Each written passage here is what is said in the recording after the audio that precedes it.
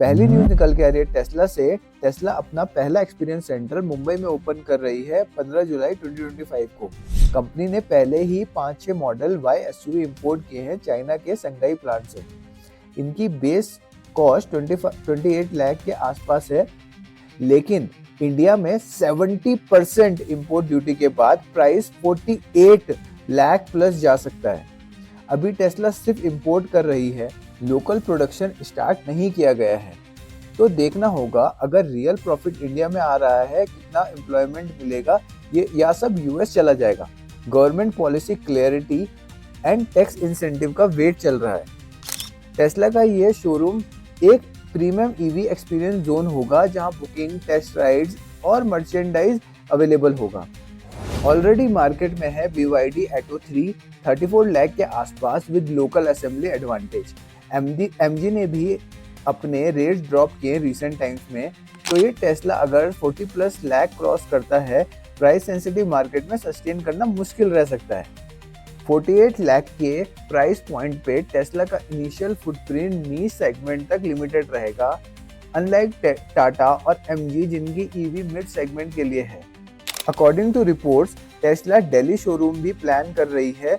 State wise RTO clearance चल रही है। टेस्ला का इंडिया में एंट्री एक स्टेटस सिग्नल है, लेकिन प्राइस और पोजीशनिंग क्लियरली दिखाता है कि अभी मास अडॉप्शन दूर है। BYD और Tata EVs affordable and practical segments में लीड कर रही है, जबकि टेस्ला अभी एक लग्जरी एस्पिरेशन बना हुआ है।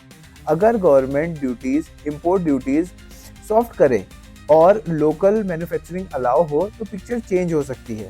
तो मैं तो एक्साइटेड हूँ इंडिया में टेस्ला कार्स देखना, और एक चार्जिंग इकोसिस्टम भी एक प्रॉब्लम रहेगा। देखते हैं टेस्ला चार्जिंग इकोसिस्टम को कैसे कैटर करता है, जैसा उसने यूएस में किया। अगर वो इकोसिस्टम बनाता है इंडिया में तो एक बहुत बड़ा एडवांटेज होगा बाकी के लिए भी।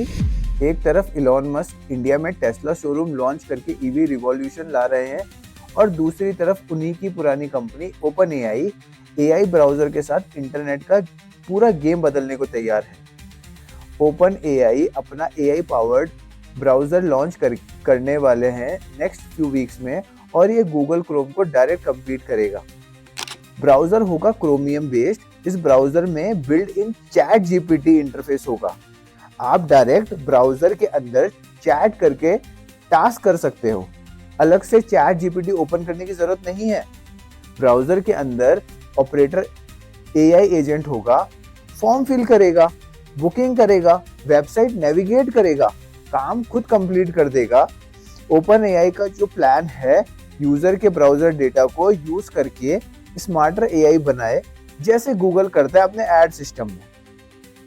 ऑलरेडी कॉम्पिटिटर्स हैं मार्केट में, जैसे कि ब्रेव, आर्क, परप्लेक्सिटी जैसे AI नेटिव ब्राउजर ऑलरेडी आ चुके हैं, पर OpenAI का ब्राउजर ChatGPT और ऑपरेटर का इंटीग्रेशन की वजह से अलग है। अकॉर्डिंग टू रिपोर्ट्स, OpenAI ने कोर्ट में बोला है, अगर एंटी ट्रस्ट की वजह से गूगल क्रोम बेचना पड़ता है तो वो क्रोम को बाय करने में इंटरेस्टेड है।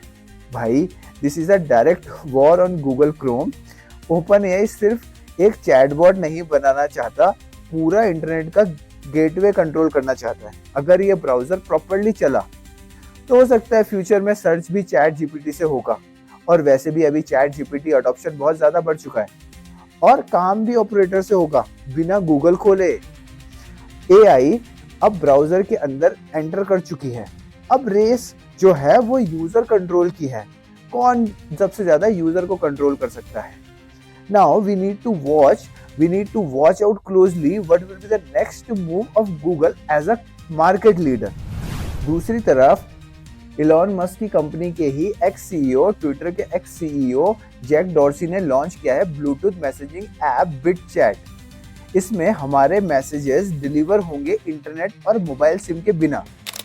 BitChat एक peer to peer messaging app जो सिर्फ ब्लूटूथ लो एनर्जी मैश का यूज करता है, बिना वाईफाई, बिना मोबाइल डेटा और बिना यूजर अकाउंट के। नॉर्मल ब्लूटूथ की रेंज 100 मीटर होती है, पर BitChat डिवाइस के थ्रू रिलेज यूज करके 300 मीटर या उससे भी ज्यादा तक मैसेजेस सेंड कर सकते हैं। 300 मीटर्स डिवाइसेस बेसिकली दूसरे से ऑटोमेटिक होप करेगी ताकि मैसेजेस दूर तक पहुंच सके विदाउट एनी सेंट्रल सर्वर। सोचो यार, बिना इंटरनेट और मोबाइल के मैसेज सेंड हो रहे हैं बस ब्लूटूथ चला के। अगर हम इसको डीपली देखें तो ये एक एक्सपेरिमेंटल नहीं, एक इम्पोर्टेंट टूल हो सकता है अगर for protest zones, mining, submarine, disasters और remote areas. It could be miracle. So let's see, let's watch what will happen. Thank you for watching the video.